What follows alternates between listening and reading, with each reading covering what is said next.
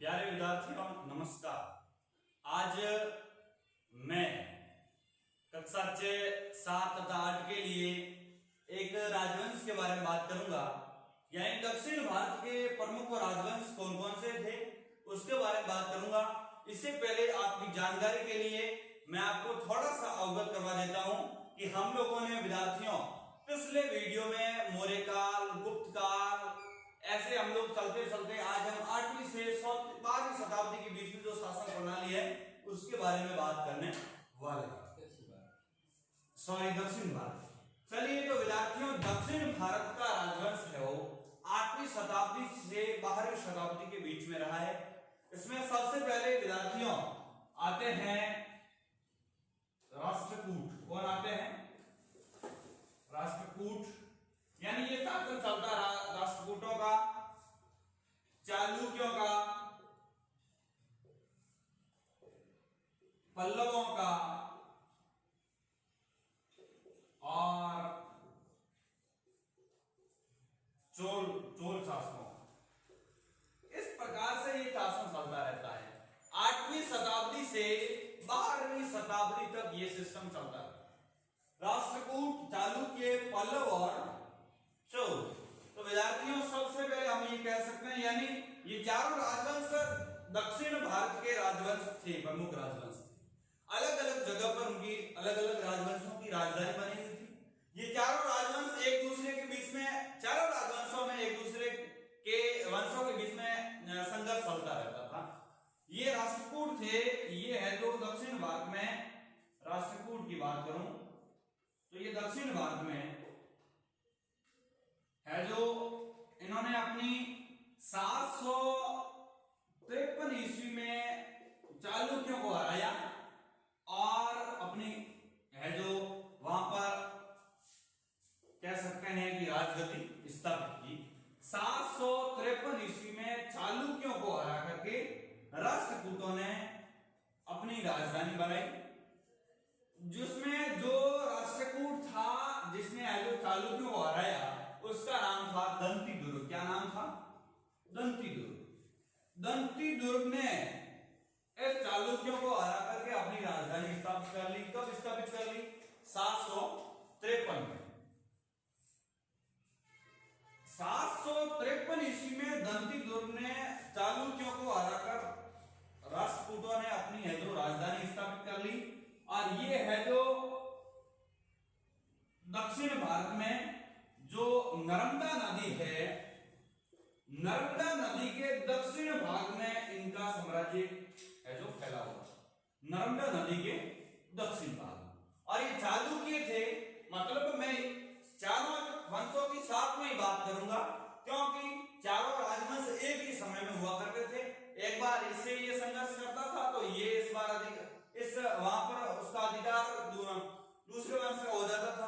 तब जब चालुक्य राष्ट्रकूट पर आक्रमण करते थे और चालुक्य है जो वहां पर विजय हो जाते थे, वहां पर अधिकार हो जाता था चालुक्यों का। और जब यदि राष्ट्रकूट विजय प्राप्त कर लेते थे तो वहां पर है जो राष्ट्रकूटों का है जो वहां पर अधिकार हो जाता था। तो ये 753 ईस्वी के अंदर क्या होता है कि राष्ट्रकूट है जो दंती दुर्ग वहां का राष्ट्रकूट शासक था, वो है जो काफी प्रमुख उत्तराधिकारी था।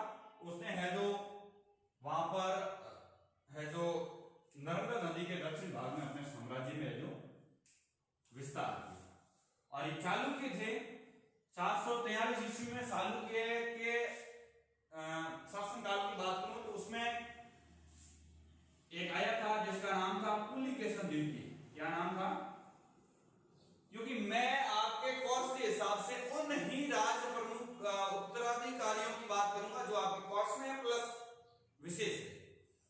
चालुक्य में आया था पुलिकेशन द्वितीय। कौन आया था? पुलिकेशन द्वितीय। ये है जो इतना अच्छा और इतना महान, इतना वीर योद्धा था जिसने सम्राट हर्षवर्धन जैसे महान शासकों को हराने का यदि किसी शासक ने कार्य किया है तो उसमें है जो पुलिकेशन द्वितीय का नाम अग्रिम पंक्ति में आता था। ये पुलिकेशन द्वितीय इसने हर्षवर्धन को भी हरा दिया और पुनः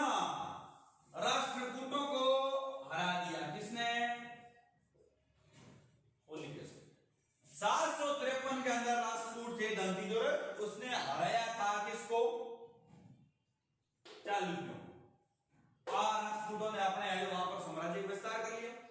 और ये चालुक्य पुलिकेशन द्वितीय जस्ट 20 वर्ष बाद यानी 773 ईस्वी में 773 ईस्वी में पुनः है जो वहां पर अधिकार कर लेता है और वहां पर चालुक्यों का अधिकार हो जाता है। और यह जो इस प्रकार से ये राष्ट्रकूट और चालुक्यों के बीच में संघर्ष चलता रहता है। जब ये चलता रहता है तो बीच में पल्लव वंश वाले भी आ जाते हैं, तो उनके बारे में भी थोड़ी सी बात कर लेता हूं ताकि आपको चारों राजवंश के बारे में पता लग जाए किस प्रकार से एक दूसरे राजवंशों के बीच में संघर्ष होता है। ये 753 ईस्वी में राष्ट्रकूट वंश का एक उत्तराधिकारी था दंतिद, उसने है जो वहां पर चालुक्य को पराजित करके वहां पर ये जो साम्राज्य का विस्तार कर लिया। और बाद में पुलिकेशन द्वितीय था, उसने राष्ट्रकूटों को हराकर वहां पर राजधानी बना ली। ये थे राष्ट्रकूट और चालुक्य। अब चालुक्य के बारे में थोड़ी सी बात करूं, चालुक्य विस्तार कहां पर था, क्योंकि बाद में पल्लव में बात करूंगा, इससे पहले थोड़ी बता देता हूं। चालुक्य जो यहां पर ये थे नर्मदा से दक्षिण भाग में, ये थे नर्मदा और कृष्णा नदी के बीच में। नर्मदा जो अमरकंटक की पहाड़ियों से निकलती है, नर्मदा और कृष्णा नदी के बीच में इनका विस्तार। अब देखो वहां पर अधिकार हो जाता था, थोड़ा ही है जो राष्ट्रकूट पर अधिकार हो जाता था, कुछ वक्त के बाद में उधर वहां पर चालुक्य पर अधिकार हो जाता, यानी दोनों वंशों के बीच में है जो संघर्ष चलता रहता। अब पल्लव की बात करूंगा। पल्लव वंश में एक शासक था जिसका नाम था महेंद्र। क्या नाम था? महेंद्र वर्मन। इसका महेंद्र वर्मन शासक था। वह है जो चालुक्यों का शासक था, नहीं पुलिकेशन, इससे है जो हार गया था।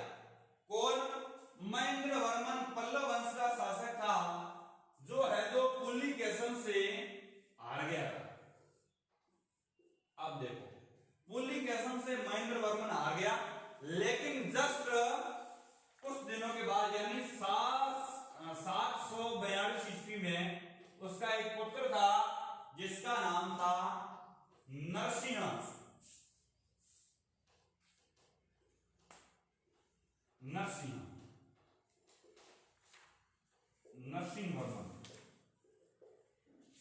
ये क्या करता है कि पुनः जब 742 ईस्वी में नरसिंह वर्मन है जो इस पुलिकेशन यानी हम ये कह सकते हैं कि चालुक्य शासकों से क्या करता है? युद्ध करता है और वहां पर जीत जाता है। और काशी पर है जो उसकी राजधानी थी काशी, वहां पर अधिकार कर लेता है। कौन? ये पल्लव वंश के शासक इसके ऊपर काशी पर अधिकार कर लेते हैं और नरसिंह वर्मन है जो वहां पर जीत जाता है और काशी पर है जो उसका अधिकार हो जाता है। अब देखिएगा ये चालुक्य और पल्लवों के बीच में तो संघर्ष चलता रहता है। तब तक क्या करते हैं? राष्ट्रकूट और चोल वंश के शासक भी है जो क्या करते हैं? राष्ट्रकूट। आप थोड़ा सा आपको इधर मिटा करके समझाऊंगा ताकि आपको अच्छा समझ में आएगा, क्योंकि मैंने पल्लव वंश के बारे में थोड़ी सी आपको जानकारी दी। पल्लव वंश में महेंद्र वर्मन का पुत्र था नरसिंह वर्मन। ये राष्ट्रकूट और ये चालुक्य और ये पल्लव और ये चौथा चोल वंश। अब ये पल्लव वंश का शासक जिसका नाम मैंने अभी बताया था नरसिंह वर्मन, इसने क्या किया? चालुक्य को हरा दिया। यानी दोनों चालुक्य वंश और पल्लव वंश के बीच में तो लड़ाई चलती थी और वापस संघर्ष चलता था। जो भारी पड़ता था वो साम्राज्य पर चल जाता था, वापस युद्ध होता रहता था, ऐसे काम चलता था। तब क्या करते हैं? राष्ट्रकूटों और चोलों के दिमाग में आता क्यों ना हम भी युद्ध करें। एक बार राष्ट्रकूट युद्ध करते थे, एक बार चोल युद्ध करते। किससे? पल्लवों से। एक बार राष्ट्र युद्ध करते थे, एक बार चोल करते। ऐसे करते करते एक चोल शासक था, 9वीं शताब्दी की बात कर रहा हूं, 885 ईस्वी में एक चोल शासक था जिसका नाम था आदित्य। आदित्य प्रथम। आदित्य क्या करता? आदित्य प्रथम शासक जो सोल शासक था वह पल्लव शासकों को हरा देता है और वहां पर है जो अधिकार कर लेता है कौन? चोल शासक। ऐसे करते करते पल्लव वंश का शासन है जो खत्म हो जाता है। उसके बाद में सोल वंश की आपको विस्तृत जानकारी देता हूं और ऐसे ही उत्तराधिकारी की उस उत्तराधिकारी की ही आपके बीच में बात करूंगा जो आपके लिए महत्वपूर्ण है और आपके कौशल। सोल वंश में 885 ईस्वी में आदित्य प्रथम ने पल्लव वंश के शासकों को हरा दिया और वहां पर है जो उसने अधिकार कर लिया। और सोल वंश की बात करूं तो 867 ईस्वी में सोल वंश है जो का विस्तार, साम्राज्य का विस्तार किया था। 867 ईस्वी में विजयालय, नाम क्या है? विजयालय। इसने है जो 867 ईस्वी में साम्राज्य का विस्तार किया था और मैं अभी बात कर रहा था आदित्य प्रथम की। ये विजयालय के पुत्र थे, विजयालय के पुत्र थे जिसका नाम था आदित्य प्रथम। इसने है जो क्या किया? पल्लवों को हरा दिया और वहां पर है जो अपने अधिकार कर लिया। और महत्वपूर्ण शासक की बात करूं तो महत्वपूर्ण शासक था राजेंद्र प्रथम। इस चोल शासक था, कौन था? सोल शासक राजेंद्र प्रथम। राजेंद्र प्रथम चोल शासक था। ये है जो 1012 ईस्वी में अपनी राजगद्दी पर बैठा और संपूर्ण दक्षिण भारत पर अपना अधिकार जमाने का यदि किसी शासकों ने किया तो उसमें सोल शासक का नाम अग्रिम श्रेणी में आता, उसमें से भी राजेंद्र प्रथम महत्वपूर्ण है, ध्यान दीजिएगा। तो 1012 ईस्वी में राजगद्दी पर बैठने वाला राजेंद्र प्रथम, इसने जो संपूर्ण दक्षिण भारत पर अधिकार कर लिया, साथ ही साथ कलिंग और गंगा तट से जाता हुआ वहां गंगा तट तक, कलिंग और पश्चिम बंगाल तक पहुंचता हुआ गंगा तट तक पहुंच गया। कौन? ये राजेंद्र प्रथम। पूरे दक्षिण भारत पर अधिकार करने के साथ ही कलिंग और पश्चिम बंगाल पर भी इसने अधिकार कर लिया। वहां पर अधिकार करता हुआ गंगा तक पहुंच गया। गंगा तट में आप सभी समझते हैं गंगा तट कहां पर है।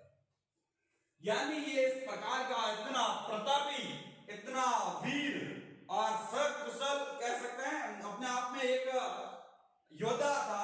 वह है जो कलिंग, पूरे दक्षिण भारत में उसने अधिकार करने के साथ साथ कलिंग और पश्चिम बंगाल पर अधिकार करते हुए गंगा तक पहुंच गया और एक उपाधि धारण की जिसका नाम था गंगे।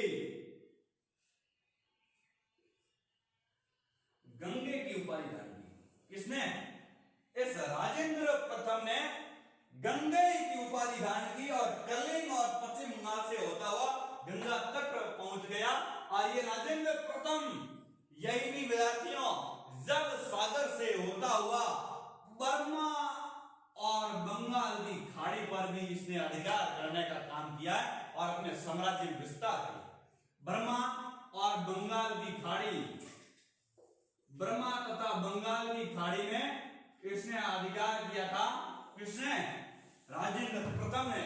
इसी कारण से दक्षिण भारत के कोई भी राजवंश की बात करें तो उसमें सोल वंश के शासकों का नाम, उसमें से भी राजेंद्र प्रथम का नाम अग्रिम श्रेणी में आता है।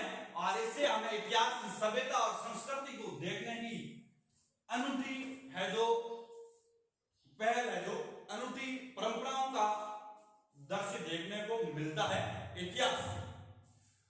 तो ये थे सोल शासक राजेंद्र प्रथम जो कलिंग और उसने संपूर्ण दक्षिण भारत में अधिकार किया और कलिंग और पश्चिम बंगाल से होता हुआ गंगा तल पहुंच गया और गंगे की उपाधि धारण की। और ये राजेंद्र प्रथम, इस प्रकार से ये है जो चारों शासक थे। अब मैं थोड़ी सी आपके बीच में बात करना चाहूंगा कि राज शासन व्यवस्थाएं कैसी। अब शासन व्यवस्थाओं की बात करें तो शासन व्यवस्थाओं में सर्वोपरि वहां पर दक्षिण भारत के मैं 8वीं से 12वीं शताब्दी की बात कर रहा हूं, तो उसमें राजा को सर्वोपरि माना जाता है। किसको? राजा को।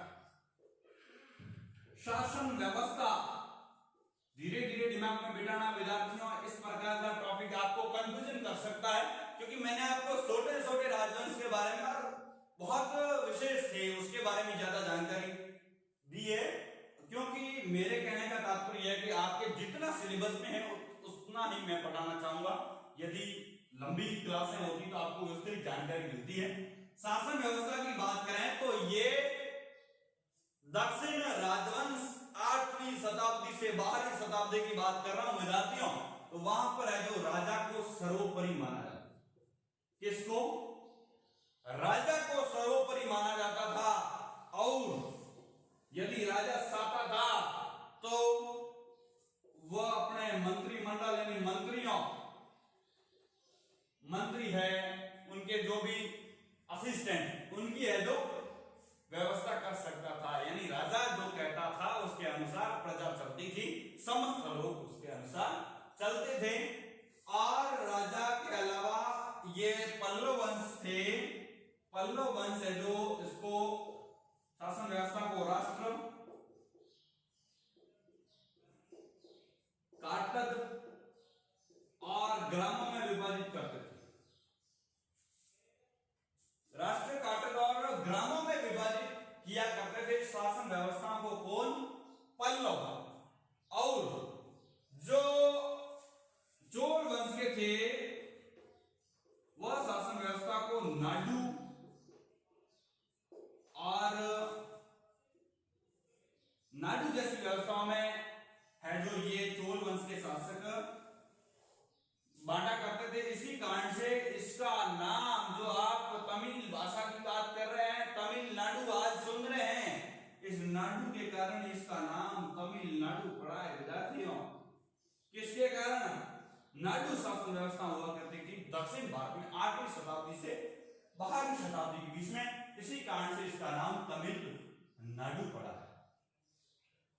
तो ये इस प्रकार की शासन व्यवस्था हमें देखने को मिलती है। साथ ही साथ सबसे ज्यादा यदि किसी इतिहास के अंदर वंश के योगदान की बात करें तो चोल शासक का योगदान अतुलनीय है, मतलब अपने आप में एक विशेष योगदान इस राजवंश में। चोल शासकों का नाम अग्रिम श्रेणी में आता है दक्षिण भारत के प्रमुख राजवंशों में, और 8वीं शताब्दी से 12वीं शताब्दी के दक्षिण भारत के शासन की बात करें, चोल और पल्लव वंश के शासकों का नाम है जो आता है। इसके अलावा विद्यार्थियों वहां पर साहित्य और उसकी साहित्यिक संस्कृति की बात करें तो वहां पर बौद्ध धर्म और जैसे तिरुपात मंदिर है, और जो चोल वंश के शासक थे वो है जो सीता के हैं, भगवान राम के हैं, विष्णु के हैं, वो मंदिर बनाते थे। वहां पर ये व्यवस्था हमें देखने को मिलती है। साथ ही साथ वहां पर बहुत सारे ग्रंथ लिखे हुए थे, और मतलब अशोक और जैन धर्मों और बौद्ध धर्मों के बारे में हमें विस्तृत जानकारी मिलती है। साथ ही साथ वहां पर हिंदू देवी देवताओं के मंदिर के विस्तार की ही हमें इतिहास में जानकारी मिलती है, क्योंकि दक्षिण भारत में हिंदू देवी देवताओं के मंदिर में भी 8वीं शताब्दी और 12वीं शताब्दी के बीच में जैसे वृद्धेश्वर मंदिर है, ऐसे बहुत सारे मंदिर है, वो है जो अपन को उसके निर्माण कार्य और बनाने के बारे में जानकारी है जो अपन को जो मिलती है। तो ये दक्षिण भारत के राजवंशों के बारे में हो गया। हम लोगों ने पिछले वीडियो में हर्षकालीन के बारे में बात की, तो हर्षकालीन भारत एक अच्छा भारत था, एक समृद्ध भारत था। उसके बाद में दक्षिण भारत और उत्तरी भारत में अलग अलग राजवंश बन गए। इसी कारण हम लोगों ने आज विचार किया कि विद्यार्थियों को दक्षिण भारत के बारे में जानकारी दें। तो विद्यार्थियों आज हम लोगों ने 4 प्रमुख राजवंशों के राष्ट्रकूट पल्लव, राष्ट्रकूट है, पल्लव है, चोल है, यानी इन राजवंशों के बारे में हम लोगों ने बात की। नॉर्मल से आपको जानकारी दिमाग में रखनी है, किस प्रकार से राष्ट्रकूट थे, किस प्रकार से पल्लव थे, किस प्रकार से चोल शासक थे, मतलब उसके बारे में आपको थोड़ी दिमाग में रखना है। नॉर्मल दिमाग में रखना है कि आपको यदि एग्जाम में प्रश्न पूछा है दक्षिण भारत के प्रमुख राजवंशों के बारे में जानकारी लिखिए, विस्तृत लिखिए, तो आपको उनके 4 राजवंश के बारे में जो अभी मैंने आपको डिस्क्राइब किया, वर्णित किया, आपको जितनी हो सके कॉस्ट के अनुसार जानकारी दी, वो अपने दिमाग में रखें, याद करते रहें, और जो पिछले वाले वीडियो है उसको भी याद करते रहें, हमेशा मुस्कुराते रहें। बहुत बहुत शुक्रिया। आज की क्लास को मैं यहीं क्लोज करना चाहता हूँ।